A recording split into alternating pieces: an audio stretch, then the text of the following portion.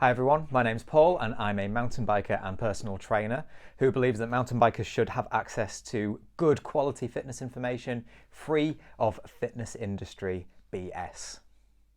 So today I want to talk to you about mobility, how it differs from flexibility, what we can do to improve it, and why it matters on the mountain bike. So first of all, mobility is defined as our ability to actively move a joint, muscle group or muscle through a range of motion. This differs from flexibility where we're talking about passively going through a range of motion. So when you think about, stretching your hamstrings, for instance, this is where you're going to use a certain amount of body weight to try and force the joint or muscle group through a certain range of motion.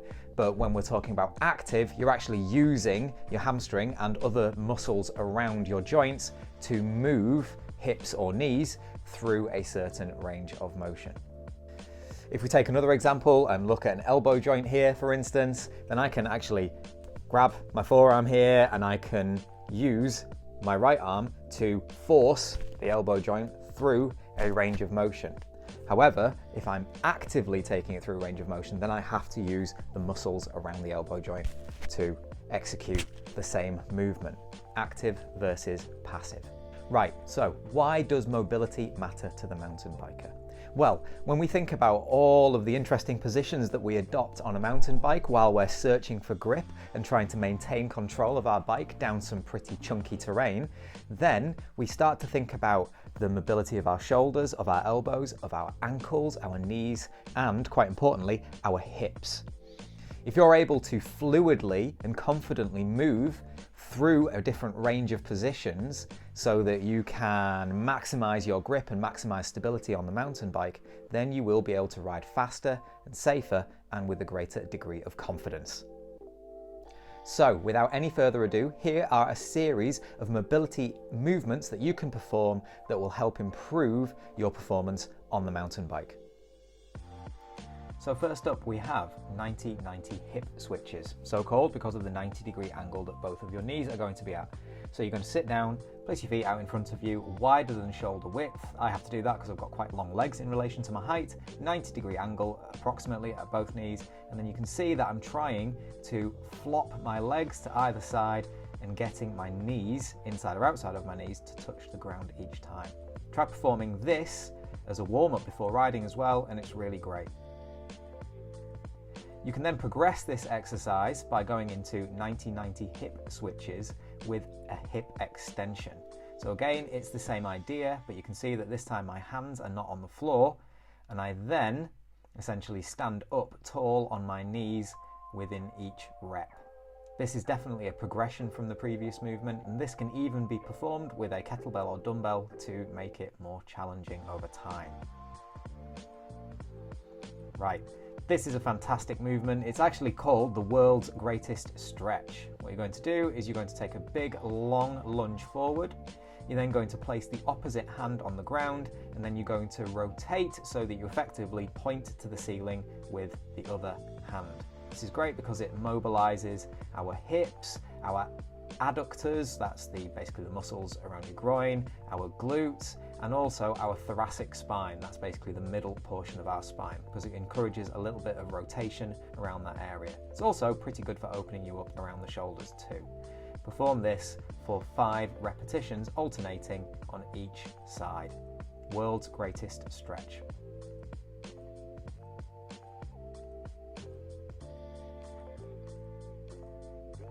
Okay, next we have a movement known as the squat to stand. Now it's pretty obvious why it is called that. Now you don't actually have to be able to touch your toes to perform this movement. What I'm doing here is I'm essentially reaching down, keeping a reasonably flat back, placing my fingertips underneath the toes of my trainers, and then pulling myself down into a reasonably low squat position. Now, I've been coaching this movement with people in gym classes over the years. Not everyone will look like this the first time they perform it. I've definitely got my reps in with this movement, and I've got pretty mobile ankles. A progression that you can do from this is a thoracic rotation in a squat position. So you can see I'm adopting a squat position. I'm bracing on the inside of my knee with one elbow and I'm placing my hand on the ground and then rotating through my upper and mid back and pointing towards the ceiling.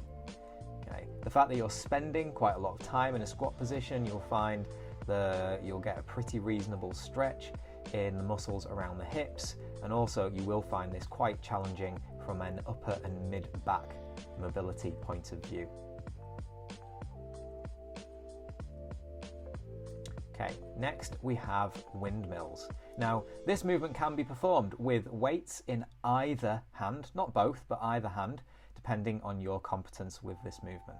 So you'll notice that I started with a relatively neutral stance, shoulder width stance, and then what I did was I actually rotated each foot about 45 degrees.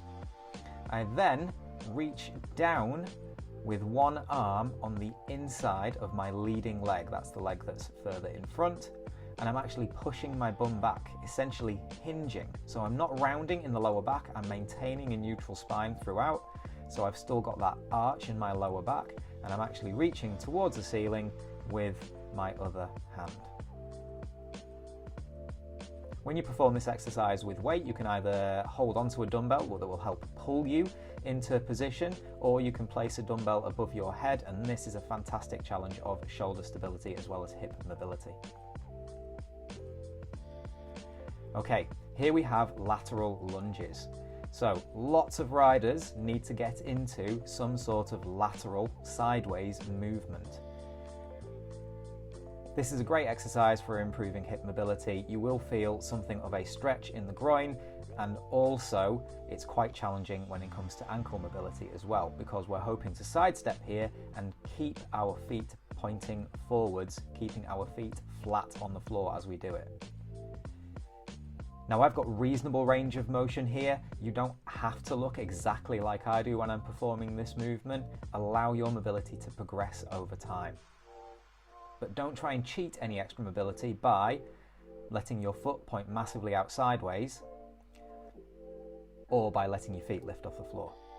Okay, here's another exercise that's worth trying. This is called a curtsy lunge. So you can see that I'm actually stepping across and back with my non-lifting leg. It's really just there for balance, and I'm actually letting my other leg cross over behind my leading leg.